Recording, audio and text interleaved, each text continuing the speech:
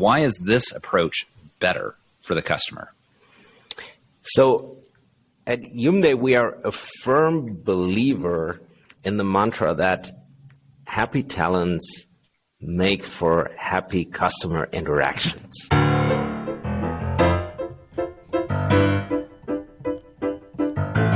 You're listening to CX Passport, the show about creating great customer experiences with a dash of travel talk. Each episode, we'll talk with our guests about great CX, travel, and just like the best journeys, explore new directions we never anticipated. I'm your host, Rick Denton. I believe the best meals are served outside and require a passport. Let's get going. The Waldorf Astoria of, the Walmart of, the Cadillac of, the Uber of. Iconic brands become a descriptor of a particular style of business, a class of service, or a business model. It'll catch your ears, even if you've heard the phrase applied 1,000 times. With the success of a platform model like Uber, plenty of industries seek to disrupt using that similar platform model. Today's guest comes from a company which does that for an industry I hadn't considered a target for this previously, the BPO industry. Talking to us today from Germany, Claas van Delden, Chief Growth Officer of Yoummday, brings a new take on how a brand can deliver great customer experience. The Uber of BPO? Interesting. Not only a great customer experience, this model seeks to deliver a great employee experience, or in the words of Yoummday, talent experience. What would that look like for someone in the BPO space? Today, we're going to find out. And pulling our passports out, you know, there's a global aspect to talent and client delivery in this model that I'll be curious to explore. How can a platform model for something as personal as customer contact not just adapt to a global talent base, instead rather thrive on that diversity of experience and expectations? We'll dive into that today as well. Claas, welcome to CX Passport. Thank you for having me, Rick. It's a great pleasure to be with you. And I just love that we're sitting here as casually as if we were in a coffee shop. I shouldn't be so surprised or just enjoying it, but here we are separated by an entire ocean, and yet we're going to have a great conversation today, as casual as if we were having a coffee or perhaps a nice German beer.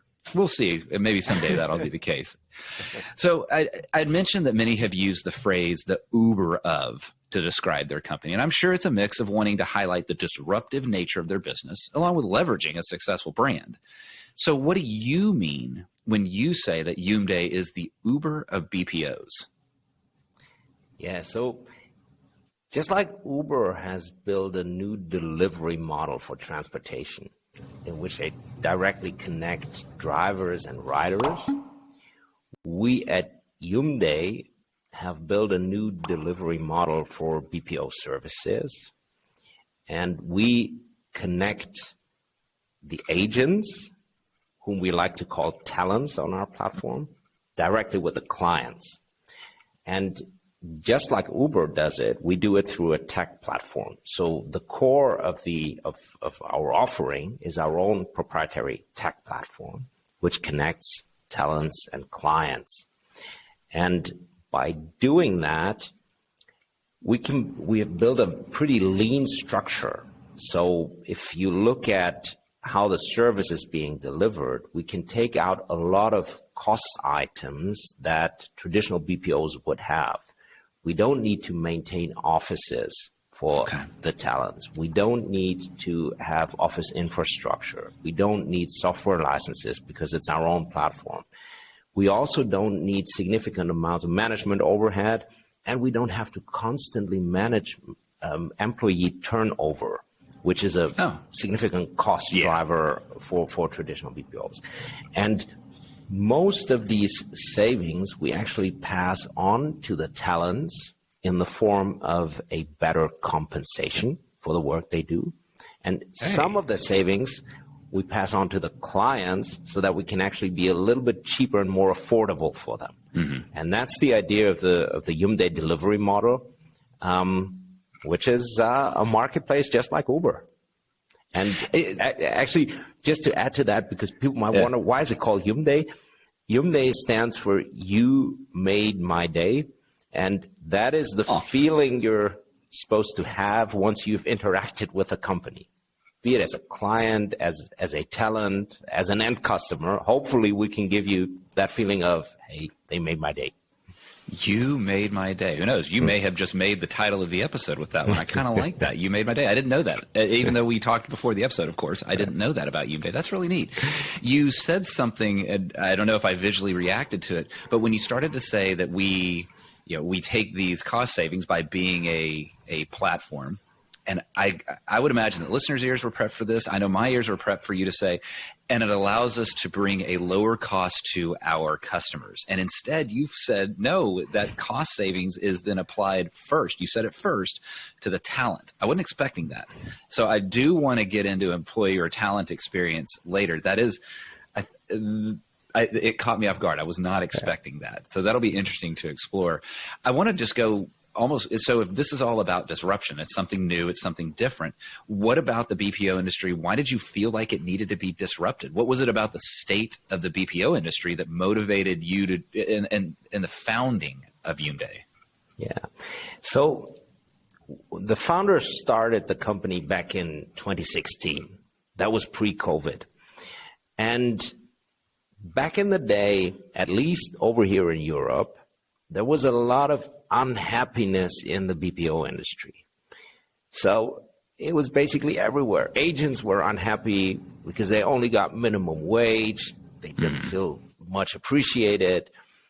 Customers were unhappy because they got a pretty lousy customer experience. The clients were unhappy. And if I talk to clients, I mean the B2B clients, because they felt this is a pretty expensive service for what it does. And the BPOs were unhappy because they didn't make a lot of money, at least the mid-sized BPOs, they were running more or less at break even.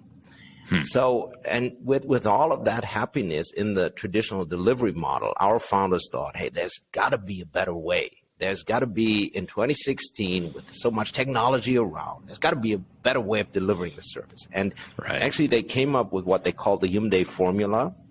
Because back in the day, an outsourcing hour was about $35, and the agent would get paid $10. And the remaining 25 went to, the things I talked about earlier. The cost for the office, the infrastructure, the management overhead, the churn, etc. So the idea of the founders was, can we find a way to pay the talent 20 instead of 10? And just add a little bit of a take rate for our software platform, maybe 40%. So that would get us to 28, which is still 20% cheaper than the 35 that the BPO cost at the time. That was the YouMday formula, and we're still basically operating according to that formula today. This is your captain speaking. I want to thank you for listening to CX Passport today. We've now reached our cruising altitude, so I'll turn that seatbelt sign off. While you're getting comfortable, hit that follow or subscribe button on your favorite podcast app so you'll never miss an episode. Love it if you'd tell a friend about CX Passport. Leave a review so others can discover the show as well. Now, sit back and enjoy the rest of the episode. I shouldn't make an assumption like this, but I'm going to go ahead and say it. I don't think a lot of folks would, naturally say that they thought that the BPO industry was one that needed its own sort of cost reevaluation, because the inherent nature of BPO, at least those of us outside of that industry, think, hey, it's already a cost play. Like a company chooses to outsource because it's cheaper, and BPO can do it with a better margin and all that. And I hear that part of the inspiration was absolutely the margin, the economics of it, and there's also the talent element of it as well. I know you're going to get into that as we talk about talent experience. I just wasn't expecting to think that the industry itself needed to be disrupted. Well, here we are, and it is. Now, this is a podcast about customer experience. It's not just about BPOs. Even though we've talked to a lot of BPOs, I think that's a key element of the delivery of customer experience. Now, I'm curious about how this approach to it, how this model's approach to it actually improves the customer experience when you think of the YouMday platform. I know I said we're talking about talent and employee experience here in a little bit, but what about the customer experience? Why is this approach better for the customer? So at YouMday, we are a firm believer in the mantra that happy talents make for happy customer interactions. Amen. And customers can really tell if they're talking to somebody that loves their job and likes doing what they do and is engaged.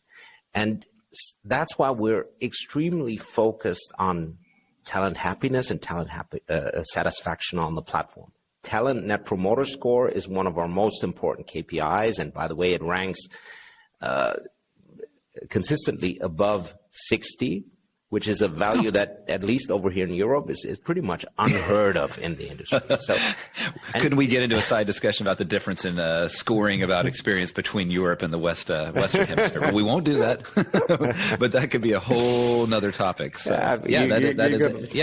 I'm pretty sure that, customer experiences on average in Germany are not greater than in the US or anywhere else in the Western world. I'm pretty sure that. But certainly from a perception perspective, you're absolutely right. So for the customers, that's the most important part. They talk to people who love what they do, and you can also measure it in terms of KPIs, in terms of CSAT, in terms of first-time resolution rates.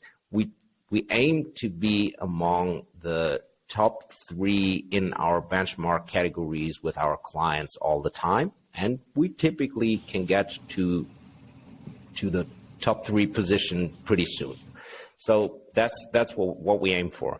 And then for the clients, one of the things we see in all of the markets in which we operate is that they face a tough labor market. Labor markets are tight basically everywhere in the Western Hemisphere. And it's hard to find and win and retain talent. And therefore, we have a very interesting value proposition to the clients. We have a talent pool with about 9,000 quality check people currently. They are located across the globe, you could say, in 60 different countries. And so basically, we give clients access to a global talent pool, and that's pretty interesting. That idea of a happy talent, it's almost cliche at this point. The idea of you can't create a better customer experience than we provide an employee experience. Yet many companies still get it wrong. We can say it out the wazoo, but if we don't actually do something about it, that's the customer, or I guess it's really sort of your customers' experience that you're describing. And I know that that's something it's the epicenter of a lot of what my consulting practice is, that I work with clients around that voice of the customer, a total voice of the customer approach, and how that brings business growth. And that first step is listening to the customer and then acting upon it, of course. And it's those the talent at the BPOs that are closest to the customer. They're co-creating this experience with the customer with every contact. And so I can see how that, because the talent is in a great space, they deliver a great customer experience for that customer. I'm curious, though, how can the BPO, how can Yoummday use the insights that they're getting, because the front line's right there, gathering it, co-creating it with the customer, to provide better insights to your customer, to their client? What's the best way to capture the insights that you're gleaning right there at the front lines and then sharing those insights with your customer? Yes, that's a great question. And I think total voice of the customer is a great concept. Quite frankly, I see a lot of untapped value there still by really listening to the customer and acting on the customer feedback. One important part of that is technology, of course. And with the Yoummday platform, we can record all of the conversations that are happening. We can, analyze them for positive and negative keywords, for sentiment, for share of voice in a certain conversation. Does the customer get to tell his story? And we can run AI software over that to immediately give the client an overview of what's going on in their customers' conversations. But that is only one part of the story. Even more important from our point of view is the empathy of the talent, because they can create this human interaction. Right. And then we need to find a way to structure the customer feedback and feed it back to the client. And there's a lot of different examples how we do it, actually. For example, we have a live shopping client. And with a live shopping client, one of the things that frequently happens is customers calling in saying, hey, I found this product somewhere else and it's actually cheaper. And so what we do is we feed that back immediately, and even while the show is still going on, they can change the price tags for these products. Or typical other example is sizes. So they ship the products, people would unwrap it and find out, where this comes in a little bit of a bigger size than anticipated or a smaller size. They would call customer care, and we can immediately feed that back to the client and tell them, in the next show, please tell them that they should, if in doubt, get a larger size in order to avoid having to return the product. Those are some of the things that we actually do. I'm curious if I can interrupt the flow there for a second. How? Because that's awesome, right? That kind of real-time insight is probably what every brand craves, whether it's from an internal source or an external source, whatever that is. How are you gathering that from your front line so vibrantly and actively to be able to pass it back to the brand and allow the brand then, or AKA your customer, to give that customer that insight so that they can act on it? Well, in this case, it's about a well-trained team of talents. They know what feedback to capture. And then we basically have a direct communication with the producer that runs the show. So they want that direct feedback channel because they know that whatever feedback they get, it will help them to sell the product while the show is still on. And this is the most immediate feedback we give. Sometimes we're also trying to anticipate customer feedback. So, for example, for one of our telco clients, we run the technical hotline, and we know that the technical hotline, or the volume in the technical hotline, is heavily related to weather incidents. So if you have, for example, thunderstorms coming up, you can immediately tell that the day after there will be a lot of calls coming in because the internet is not working. Got it. Yeah. And we use that information to kind of predict volumes and adapt our shift planning and capacity planning in order to be able to listen to the customers once they have something to tell.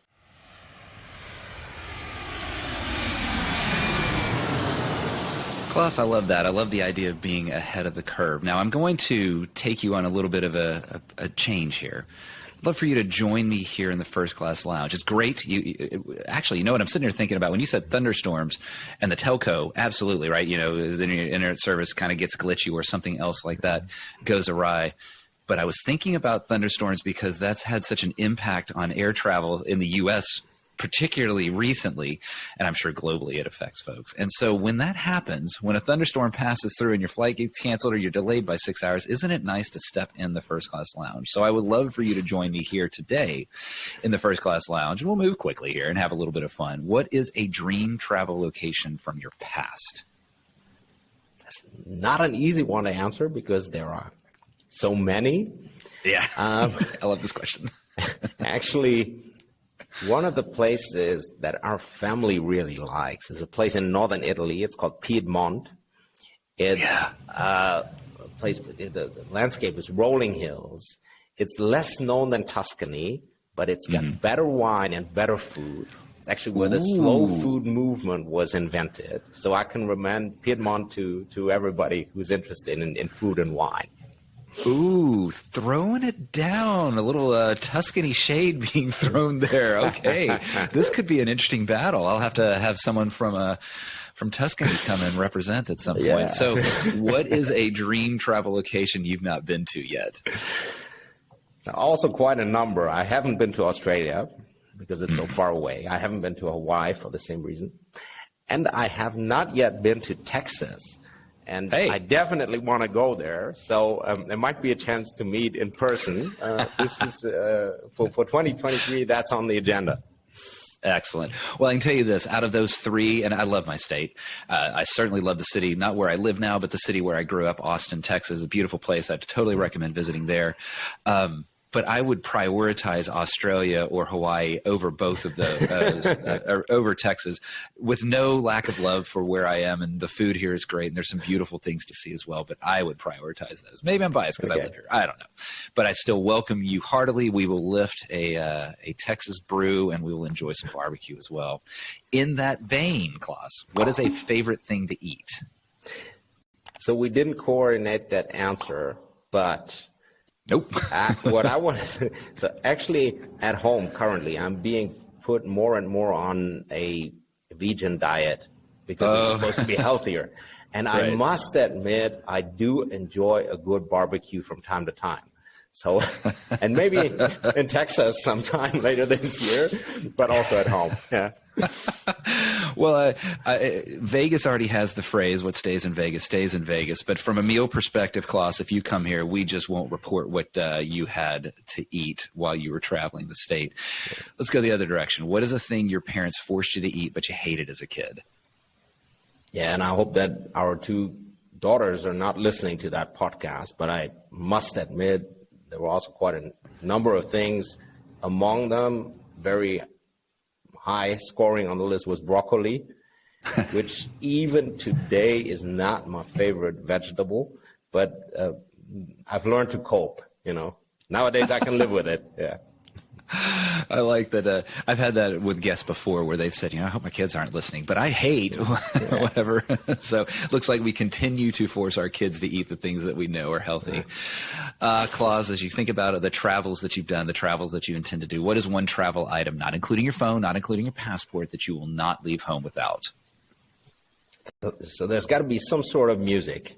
And if it's not on the phone, maybe it's in the form of a Walkman, like back in the 80s, or I don't know how. A couple of CDs I could still bring, but there's got to be a little bit of music when I travel.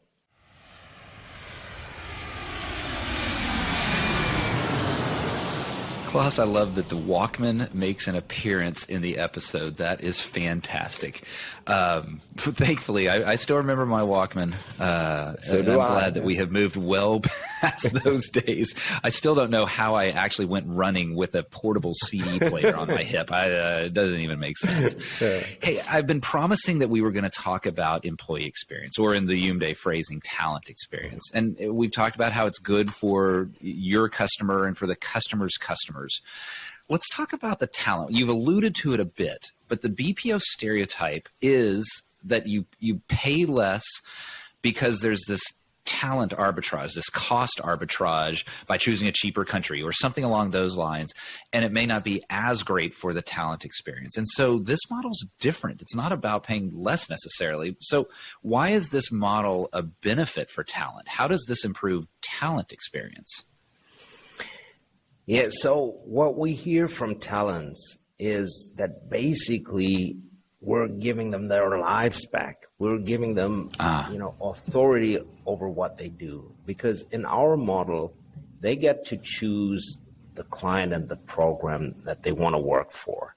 They get to choose the shifts that they want to be on. The job is 100% work from home, so there is no more commuting ever, which saves them a lot of time. Plus, they get better pay, which is also important. Funnily enough, a lot of the talents are not using the better pay in order to really increase their income significantly, but they're also interested in reducing the working hours. So on average, they work about 20 to 25 hours a week, which means that still we're their most important, the primary source of income, but nevertheless, they have more spare time to do other things in their lives. However, having said that, if there is a peak volume coming up in their clients' programs, for example, and if there is a good earnings opportunity for them, they are willing to put in more hours. So we can easily increase flexibility, increase capacity by 50% if need be, which then again is great for clients. And we have one operations manager that used to work for a traditional BPO, and he always kind of summarizes it. He says, back in the day when I was responsible for shifts in traditional setting, I was the most popular guy with my team if there was not so much work, because then they got to, they had time for a coffee and a chat and a cigarette maybe. Here at Yoummday, I'm the most popular guy with my team if there's plenty of work, because then there's plenty of earnings opportunity. I see. That's how it actually, if there's not enough work, that's the most important driver for a low talent net promoter score. So we're trying to provide the talents with enough work so that they can make a decent pay. Yeah, interesting. And it is, if people are clamoring for more work, then it sounds like that's a place that they want to be and a place that they would want to spend their time. I do find it interesting that it's also the time trade-off as well, that you can earn a similar percentage of your former income and perform less. It seems like that would open this up to an additional talent base, maybe a talent base that has been excluded by other things, maybe childcare needs or caregiver needs, or just simple whatever it is inside of their life that prevents them from working a traditional 40-hour week or whatever it looks like in the country in which they work. I imagine that this has opened up opportunities for other categories of talent to be able to find a place to work through the Yoummday platform. Yes, absolutely. So we have a lot of working moms. We have people who take care of elderly persons in their household. We have people who are handicapped, and they find this works really well for them because they don't have to commute, so it's exactly that. It's opening the market up and including more people in the talent pool. That's absolutely correct. Awesome. And the more opportunities that are made available to more communities, all the better. Now, on the flip side of that, I imagine that the customers of a BPO. They're going to want to make sure that the folks that are picking up the phone, answering the chats, resolving whatever issue that is, handling whatever business element that they've outsourced, is well equipped to do that. Now, I've got to imagine that's a bit of a challenge in your model, that you're having to do this fully remotely. So how do you solve that challenge of tech support, remote training, coaching, growth, when you're talking about a completely 100% work from home setting? Yeah, that's a very important topic. And actually, during the pandemic, more or less everybody moved to a work from home model. And you could tell that a lot of providers didn't really embrace it. They didn't really like it because they felt that they lost control in that work from home situation. Now, Yoummday has been 100% work from home since the beginning. And we've really had a steep learning curve in the early years, because with a 100% work from home and working with self-employed people, training, for example, needs to be a little bit different. It needs to be much more interactive. It needs to be a little bit more playful. We would like for it to be, we call it snackable, so that the talents can actually choose which courses they want to take, have shorter modules, videos, etc. And we also find that training needs to be practice-oriented. So if, for example, we have a 4-week training for a client, we would typically do 1 week of training, and then they can start listening to calls. Another week of training, and then they can take their own calls with a coach at their side, because it helps them to just lose that fear of, what's going to happen if I do that first customer conversation. Right. And we actually had tremendous experience with that. We found that if you do it like that, you can have 100% of the people who have joined the training in the beginning actually then doing calls in the program, which is pretty strong, I guess. And the same goes for coaching and support. Even though these are remote teams, they need to feel that they are part of a team. So there is constant chat activity. There are contests. There are social events, like, they cook together. There's a wine tasting. They do escape room activities, that kind of stuff. And that really makes them feel part of the team and identify also with a customer brand. Okay, so that actually, I like that. It reminds me of something that I did, well, years ago with a consulting client. I didn't do it, but I was part of this, where they had a fully work from home model, and they've created this regional sort of gathering model. I'm grossly simplifying, but it sounds very similar. That yes, we might be a work from home workforce, and we might even be a self-employed workforce.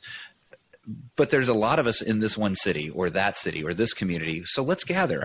Okay. So that actually makes some sense there, that it is remote, but it's not intended to be lonely. It's not a lone wolf. It just may not necessarily be at some brick and mortar office. Rather, I like the idea. I'd rather meet at a wine tasting than the office anyway. Yeah. And it can be a virtual wine tasting if you have people from different countries. It can still be the same. Yeah. That's right. I like that. That's I wasn't even thinking about that. Which, of course, how many virtual happy hours have we been a part of? Yeah. You know, Claas, I do want to close out on a global perspective. At CX Passport, we've got our passports out. You've mentioned already that your talent locations are across the globe, and they're going to continue to expand as you keep expanding globally. So you're going to have a spectrum of cultures. You're going to have a spectrum of experiences amongst that talent base. So I'm curious, how do you address those different expectations and different cultures? But then that's addressing it. But then on the flip side of it, how do you benefit and learn from that wide diversity of the talent base?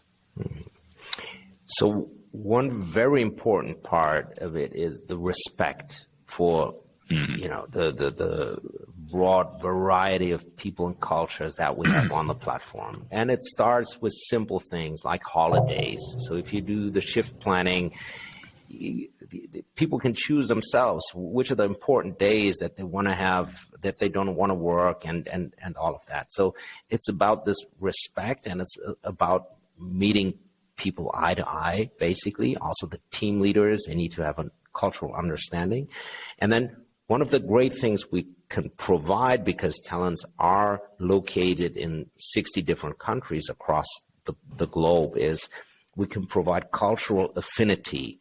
So, for example, we have a client that's in the hospitality business. They're doing vacation rentals, and they want talents to talk to their landlords and the homeowners, and who come from the same culture. And we can provide that. You know, if somebody from southern Spain should talk to somebody who at least knows what it's like being a homeowner in southern Spain, in southern Spain, and what the seasonality looks like, et cetera, et cetera. And that's what we can provide there.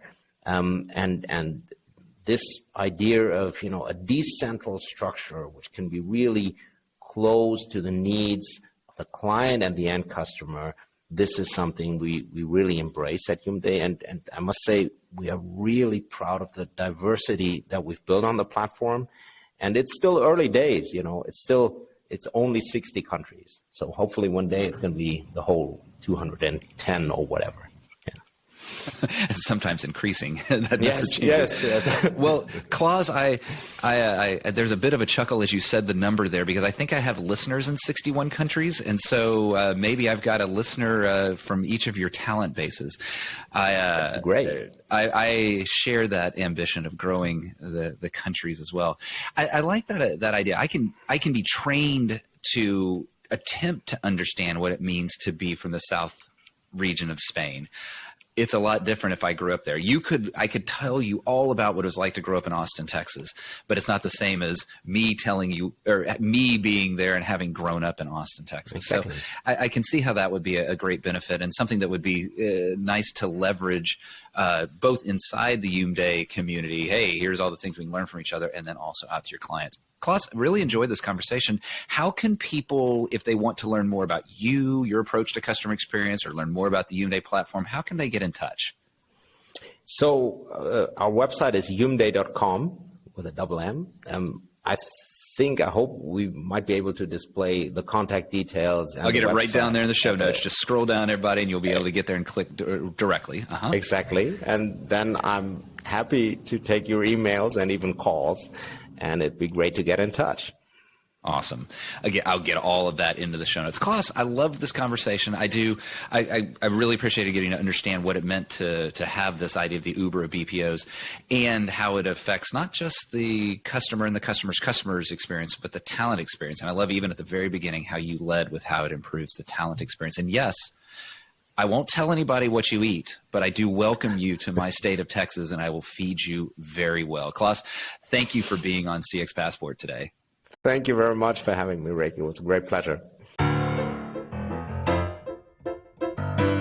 Thanks for joining us this week on CX Passport. Make sure to visit our website, cxpassport.com, where you can hit subscribe so you'll never miss a show. While you're at it, you can check out the rest of the EX4CX website.